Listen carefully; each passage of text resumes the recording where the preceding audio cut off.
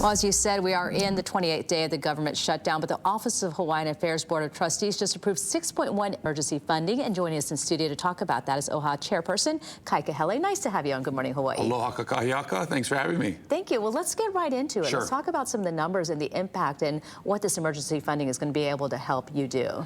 Well, just like it was just reported, 165,000 individuals across the state of Hawaii on a everyday basis utilize SNAP, and they utilize that EBT card so that they can go to the grocery store and they can get food for their families. And that is going to end in just a few days. Come Saturday morning, November 1st, the federal government has said they will not be funding the EBT cards to the states that administer the program. And so that's something that's alarming for the Office of Hawaiian Affairs.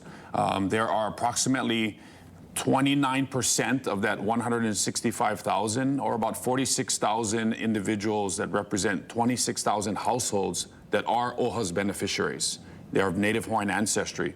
And so when we received the memo from the Department of Human Services on Friday, our team at the Office of Hawaiian Affairs went into action all weekend, and we convened in an emergency meeting yesterday of the Board of Trustees, something that is really unprecedented. The last time the board convened in an emergency meeting was immediately after the Lahaina wildfires. And at the culmination of yesterday's emergency meeting, the Board of Trustees approved $6.1 million in emergency relief for families that are going to be, and individuals that are going to be losing their SNAP benefits, especially those that are not covered under the governor's immediate relief program. The governor's program, at least currently, intends to support individuals and families that have dependents. OHA is focused on our Native Hawaiian beneficiaries that do not have dependents and may fall in that gap, so we can support them. We're also very cognizant of the 24,600 federal civil service workers that have either been furloughed since October 1st or have had to go to work as accepted employees but have not received a paycheck, just like you mentioned. Come November 7th, they're going to miss their second full paycheck. And they're going to have rent to pay, mortgage to pay, utilities and food. And so it's estimated there are about 3,000 to 5,000 Native Hawaiian beneficiaries in the federal civil service workforce here in the state of Hawaii. A large number of them work for the Department of Defense, Homeland Security, TSA, Air Traffic Control. And so the Office of Hawaiian Affairs is not waiting. We are getting off the sidelines and we are taking immediate action.